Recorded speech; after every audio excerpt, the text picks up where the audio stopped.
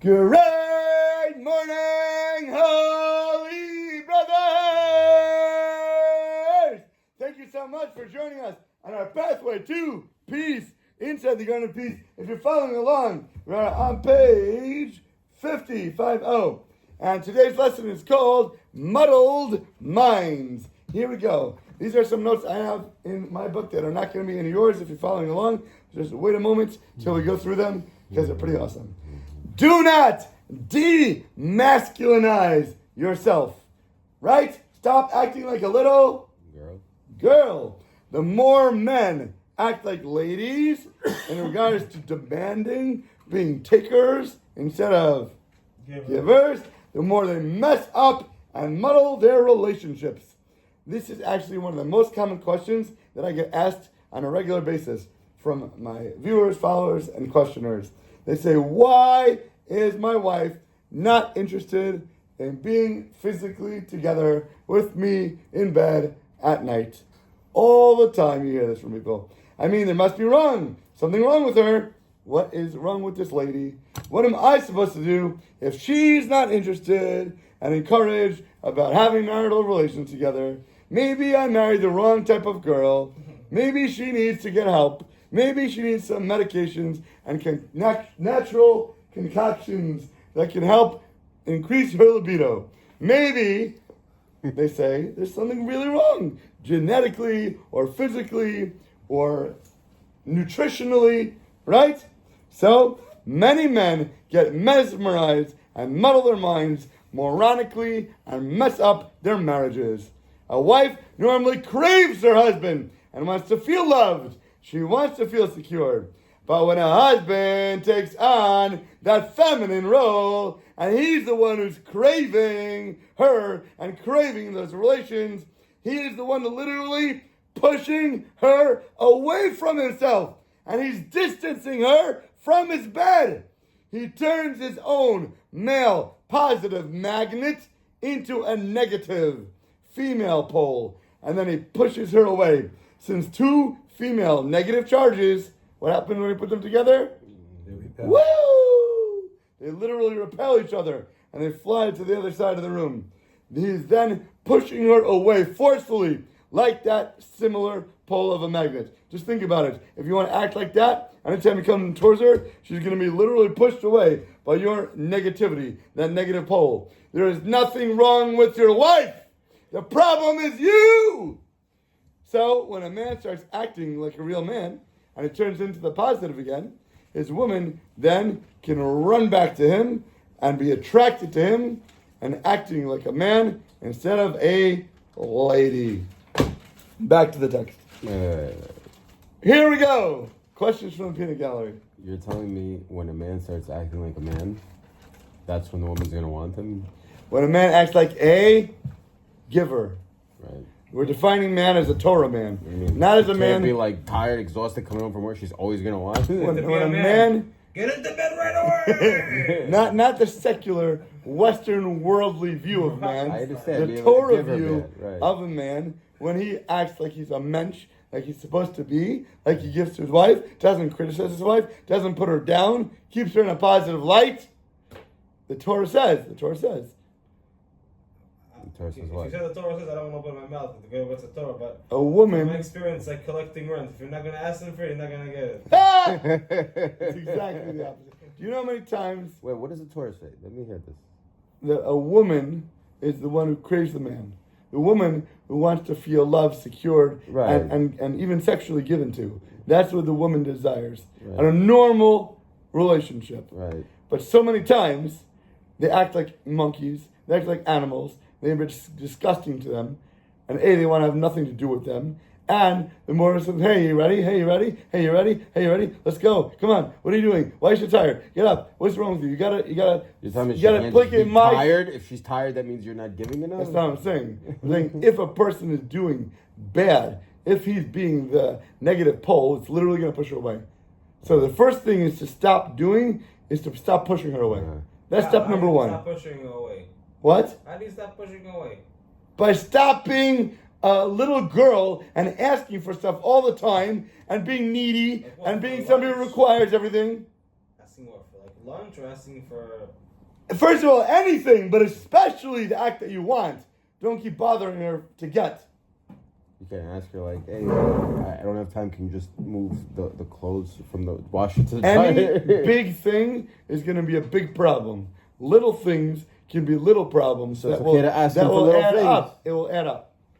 The more little things you ask for, the more they build up on the scale. The more it will weigh you down, and the more it will mess her So up. the best as well. thing is to just never ask anything. You know this. The best thing to Ever do, like one thing like, honey, I'm leaving to drop off the kids. Do you want- I don't want the clothes in the washer to get soggy. right? Do not. Don't ask her. That's the neighbor. Either be 2 minutes late and take care of the wash first, or wake up earlier and try to take care of it. Don't leave her with extra responsibilities that are going to make her annoyed, upset, aggravated, and backlash to you. I mean, even psychologically, it makes no sense. Forget from a Torah perspective, right? The more you do for her, the more she's going to want to show you love back. The less you do, the more you ask from her, the more you demand of her, the more she's going to get upset at you. Mm-hmm. Even not Torah. Just think about it from a therapy perspective, right? What is he doing? You know, he's this and that, and she's going to start going off on him. She's off. She can't. It doesn't matter if she has no work to do. If it doesn't matter if she's been sleeping in bed till 10 o'clock in the morning. Nothing matters. You do your role and know the best way to make her the happiest woman in the world. That's the best thing for you. Don't get upset. Don't get annoyed. I'm not getting. I was just. Yeah, I curious, saw like, your what- face. They didn't see your I face. just mean But like. saw your I face. just mean like. Just wait. You can't ask one little thing. Like one little thing. It will most. Hey, will it upset her? It will upset her. This guy's been married for One more little than thing all will of us upset together. her. He doesn't comment or criticize. I know. I don't do it anymore. I'm asking somebody who's been around the block a little bit longer than I have. I don't ask her to make me eat. I'm know? not asking you. I'm asking him. Answer his question, please. I'm sorry, what was the question? Will it be upsetting her? It will definitely be upsetting her. Absolutely will it. You can't win. It I doesn't didn't work. ask her. I'm just curious. Like I was thinking about asking her the other day. I didn't. It's She not. did it anyway, but I'm just like I was thinking about asking. I was like, maybe I shouldn't ask. But then I thought about it since you said. I was like, what's the big deal about asking one little thing? Because you're literally undermining what you're supposed to be doing. You're taking your role and saying, hey, I don't want to deal with this right now. I don't want to make her happiest person she can be right now. I want to be a little more demanding. I want to be more of a taker right now.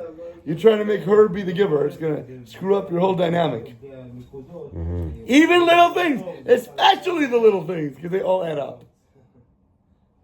Guaranteed. No questions asked. But if you have questions, then ask. But 100%. What it's going to save you so much sorrow. It's going to save you so much trouble. It's going to save you so much anxiety, so much stress. Just to take those extra few minutes to make diamonds instead of having the pressure. It's 50, the big 5-0. It's so worth it to be able to have that opportunity. You should crave and desire those opportunities, and you should beg Hashem to ask her, make her ask of you those things, because those are things that are easy to do. They're not big problems. They're not complications. Have a wonderful day. Thank you, Rabbi. Thank you, Hashem, for the opportunity for me to be able to do these little things that can make so much positive effort and impact that I don't have to go through hardships. And I can only deal with these things. That should be your biggest trouble in life, Baruch Hashem. Then you have coasting Are the we rest of still the talking way. about the? Are we talking about other stuff? He's asking about if he can ask his wife to do the wash or put it into the dryer because he's running late and wants to go out of the house. No, you just give the Moroccan face. I'll do it. With a smile and full of alacrity, zealousness, and cerezus. That's the way. That's the way. If you hadn't learned nothing but this from a whole day, week, or month being in class, it's worth it just for this. You hear? So what's the point? Bottom line. Bottom line, don't be a taker. Don't be a demander. Don't be a requester on huge things and especially on small things. Do everything to excite her, to make her happy. Just don't ask her for anything ever. Ever. No reason. Nothing. And if there's an opportunity you could do it, run. Hashem knows Thank what you you need. so much for the opportunity. He'll make sure it's done. And he's going to test you. He's going to put trials and tribulations for you, before you. And he knows exactly how to press your buttons. When you're running out the door and you know you're 10 minutes late to a meeting, and right now you're going to make $100,000 by meeting with this guy, almost guaranteed. And if you blow it, if you're 10 minutes late, you might miss the whole deal.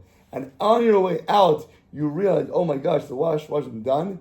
Honey, sweetheart, lover, you know I have this meeting right now. Would it be okay, please, if you don't mind, my loving, kind, and sweet wife, can you just put the wash in the dryer for me? But it's okay to ask her, what would you like, eggs or oatmeal? So many times, the wife hates, you know, when the wife says, get something for dinner, you know she hates? She hates when you can't make a decision. When you ask her, what do you want to eat? Just anything, right? Make anything. And they say, oh, let's go for pizza. Nah, pizza's too oily. Oh, how about Chinese? Nah, we had Chinese yesterday. Oh, how about, going to the steakhouse? Oh, no. So don't even just make it? Just make both. A wife wants somebody who's going to take care of her. What if she's not in the mood for either of those things? Those are wives she wants back somebody. In the day. Those are like our parents' wives. When everything was like, oh, there's chamin and lighting candles is perfect. Now it's like you can't ask your wife what I would like to make for you. Like, what are you in the mood for? I'm my giving wife, her two choices. I'm not telling her. If my wife is at work today, she's craving what she saw on Instagram. Good. So look through her Instagram if she doesn't mind and see what she's most interested in. My wife is at work, right? All day. She has so many things to do. Do you think she wants me to ask her in the middle of the day, hey, sweetheart, what do you want me to make for dinner? I'm saying like a Sunday, like Sunday morning, like, hey, you want pancakes, you want eggs? Good. If you know, first of all, you should know what she likes. If not, try to find out. My wife is a foodie. So make both. You eat one and she'll eat the other. Don't be ridiculous. Are you serious right now? You're trying to do something nice for your wife. You can't ask your wife. Oh, you know what's so amazing? When you try to do something nice for your wife, that ends up biting you in the tuchus. No, but I was folding the laundry. Maybe you don't know how to fold the laundry. Maybe she does it a certain way and puts it into thirds or quarters and puts it in piles, and then you do it and it messes everything up. You think she's gonna love? By the way, what? I fold laundry 10 times quicker than my maid. It gets so annoying. Your maid is slow. She gets paid by the hour, so of course she wants to do it slower. Fold 5 shirts can She'll get paid more by doing it slower. How I fold a shirt, she's looking at me like. Tell her she gets paid by the job and see how much faster she does it. Watch. Say, listen, all I need you to do is fold the laundry, do the dishes, take out the garbage, and when you're done with that, you can leave for the day. Yeah, watch what happens. 20 minutes. All finished. She'll do all three at the same time for you. Forget about it. It's not always a matter of doing something. It's a matter of doing something in the way that she appreciates and loves. Like if your wife does not like you calling her because she's busy during the day, but you say, no, I want to profess my love for you. I want you to know how much I care about you. And you keep calling her and calling her and calling her, she's going to be pissed the F off because you're bothering her all day. But sometimes you have a wife that if she doesn't hear from you every 5 minutes, she thinks that you're cheating on her, or what's wrong with you? Why are you not calling me all the time? You have to know what your wife loves. And if not, you get to know her a little bit better.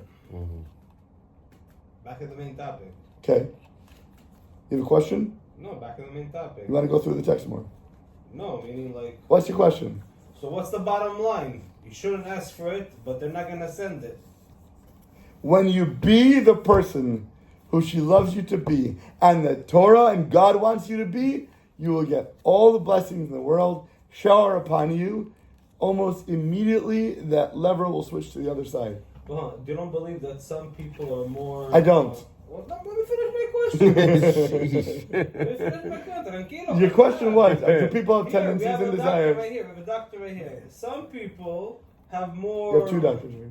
Some people have more the inclinations, the drive, tendencies, drives. And some people are more like a desert. They can have one drop of water and they can still go on for weeks with the same drop. 100%. And some people are more like I don't know. Obviously, I'm not neither of like both. chipmunks or bunny rabbits. That's what you want to say? Okay, turtles and bunny rabbits. Perfect. Not turtles, but yeah. I don't know. Do turtles do a lot? I have no idea. We'll look it up later. Yeah, so your question is... The question is, so it's now sometimes you can be a giver with a staff of 10 butlers behind you, but still, there's some people that's not on their mind. That's not, again, thank God I have none of those issues, okay? I'm saying for other viewers. Not for me, but my I don't friend. know what issues we're talking about. I'm saying like, no, 'cause I know from experience. Asking for a friend. Because I know from experience, a friend, they say, oh, no, all these things. I said, well, read a book. But truly, I don't know what to tell them the truth is. The truth is... Some people, like my friend on Long Island, he always complains about these issues. I know. His wife is nothing, like, even before he got married, it was always the same thing. His wife's like, one check a month will do the job. So maybe you missed my introduction, because you were talking to the rabbi. Oh, we said this is one of the most common questions that I, Eliezer, I heard that get part. asked from people all the time. So you're asking the same exact question that I just told you everybody asks me. I heard the question. I heard The your woman- answer, but your I'll answer tell you- wasn't satisfying. I'll tell you one Your example. answer was like a general, like... Not a general. Call It's 1-800. specific. It's exact. You are the sun. She is the moon. Do you want her to be a certain way? You give off that energy, and that's the light that you're What energy are shining. you talking about? Anything. Don't You're give me talking a about 311 number. you're talking about sexual energy right now. Yes. Okay, we're talking the same 100%. page. I had one guy, just because you need a real life example, I have thousands of these. One guy, Give me 3 good ones. one guy, this is the best one that I have, from Detroit, Michigan. I'm not going to give you his name. Now he Detroit, knows Michigan, what? His wife, I would say, once every 4 to 5 months, was together with him. 4 to 5 months! So you say, oh, what about going to the mikvah? What about this and that? They were on the pill, they don't get their period like only 3 times a year. So it wasn't even like a question, right? Once every 4 to 5 months, he was going crazy. He couldn't take it anymore. And complaining. You could divorce a girl for that. There you go. Even according to halacha, right? There's big problems going on. But this was his life. This was their marriage. And I said, what are you doing on a daily basis? What kind of interactions do you have? Every night they come home, he would sit on the left side of the couch, she would sit on the right side of the couch. They would both be on the phones, not talking to each other at all. The worst relationship. Almost no communication. And one of the biggest factors that she hated was that he hated her parents. And whatever happened, he would never get along. He would scream at them, and he would scream at her about them, about how he doesn't want to deal with them, never wants to go to their house. That was one of the biggest issues that bothered her all the time, and he knew it bothered her, and he stuck the knife into her at every opportunity he got to show how terrible her parents was. I said, okay, great. We'll start from the bottom level and work our way up. There are so many things that she wants him to do. We're going to make a checklist. Every single day, top 10 things. And he can never miss a day of checking every single thing off those lists. I heard the story. Okay, but not everybody did. So he started doing it. What does she want? She wants compliments. She wants flowers. She doesn't want her to criticize her parents. And then, so every day he's going through this, and it was about maybe a week and a half, no longer, 1 week and a half. And his in-laws invited them for Shabbos to go eat by them. And the first thing he wanted to say was, hell no. I am not going to your parents' house. Right? But I told him this is what we're working on now. And I promise you, I guarantee you results. Guaranteed. Promise him. So when they ask you, not only do you have to say yes, but you have to be enthusiastic about it. You have to have a smile on your face and say, yes, I would love for our kids to be able to hang out with their grandparents. It's a wonderful mitzvah opportunity for Kibbut Av Ha'im. And I'm sorry for every time that I didn't do it. And I really want to improve myself in this area. She couldn't believe it. Like, are you serious? He's like, yes, I'm serious. So they went over to their house. He was like the biggest mensch in the world. Got up to help at every opportunity. He thanked him for everything. He was the golden boy, penultimate, that you could ever ask for. And on their way home from their in-laws' house, walking through the park, In the car. she started, no, it's on Shabbos. On Shabbos, she started laughing. Doctor speaks. She started laughing a little bit. He said, what's so funny? She's like, no, nothing. Like flirtatiously, nothing, you know? He's like, what, can you tell me? She's like, yeah, fine. She's like, I was just speaking to my friend before Shabbos, and I had an idea. You know, their marriage wasn't so interesting. And I said, is there any way that they could spice up and have a better relationship? So her friend suggested to her, maybe, how about every night for the next 30 days straight, ask your husband to have sex with you in bed. But one of those Yes. days is nida, no? If you were listening in the beginning of the conversation, I said that she was on the pill, that they only get their period 3 times a year, so they don't even have to worry about nida or menstrual cycles because it's not even applicable in this case. And so she says to her friend, would you try it to see how your relationship goes with your husband? She's like, I'm not sure. You know what? She's like, maybe I'll try it. And then her husband was so good to her, and her friend ingrained it in her head. So now she said to her husband on the way home, she's like, how about we go home and do it tonight? And then for the next 30 days, Don't touch me when you every single night, I want to try to be with you. He turned around to her and he's like, are you kidding? This is not my wife. This is not the woman I married. She's not a physical person. She had no interest whatsoever.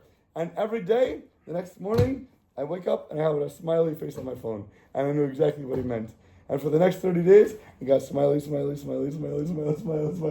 Unbelievable! A miracle! It had nothing to do with her personality. She doesn't like to be kissed or to be hugged or to be touched, and it has nothing to do with her. But you know what? He took on a way to make him a different person than he was before, and God made a miracle that her friend somehow put something in her head that she was going to try, and not that she did it one way, but every single day he kept up to be a giving person, to be somebody who showed his love, to help enhance this atmosphere of an environment. So you're asking me, she's not this type of girl? Of course she's not this type of girl. Baruch Hashem, number one in sales. And you just said the main key point of the whole package here. Hashem made a miracle. Absolutely. Exactly my point. So no matter what people's nature are, if you become the person that you weren't before, she's going to be a person that she wasn't either. Have to pay for a miracle. But you have to be the miracle, not pray for the miracle. Be the man, not pretend. Not just say, Hail Mary, let's see what happens. Do the work, set up the play, go over it 1,000 times, that when you're on the field, you know which one to pick out of the playbook, and it's going to work because you've done it 1,000 times. And not only have you done it, you've practiced it, and you also pray about it to have success in that area as well. So like on a college system. Go ahead. Like, if your wife tells you, oh, you're in the mood tonight, it's like, nah. You're going to say no? Nah, I don't want. Because the less you want something, the more desirable You it can't becomes. say no. If your wife is asking you for something, you know 1,000% that you're supposed to be the giver. Well, first of all, So you can't maybe when your refuse wife her. comes to you for that respect, you're not being a taker because now you're being the giver. That's your role. You're not That's your allowed to refuse definition. her. It's Ona. Like she gets You what have, she you, have, wants. you have an obligation to give her that. That's your requirement. That's the Torah That law. doesn't work that way. That's the Torah law. It's the Torah law. It's not- law. It's the ketubah. It's in the ketubah. You have a contract to do that for her whenever she wants. Halavai, she should ask you all the time. Meaning, like, even if you're a Rav and you about to give like a kiruv shur that could save 1,000 souls, and your wife wants to be with you, you can't go to that shur. You say, I'm sorry, I can't attend the lecture right now. My wife wants to be with me in bed. No, you don't tell them. You don't tell the students. Unless you're trying to teach them a lesson. What? It's on the smiley faces, 1,000 people. Yes, a smiley face in the group chat. A person will definitely get what he deserves and what he puts out and what he does for his energies, whether encouragement and respect or a slap in the face and verbal abuse that'll send her crying, not coming back from ever again. And with that, have an awesome, deliciously amazing rest of your day. Dun, dun, dun, dun.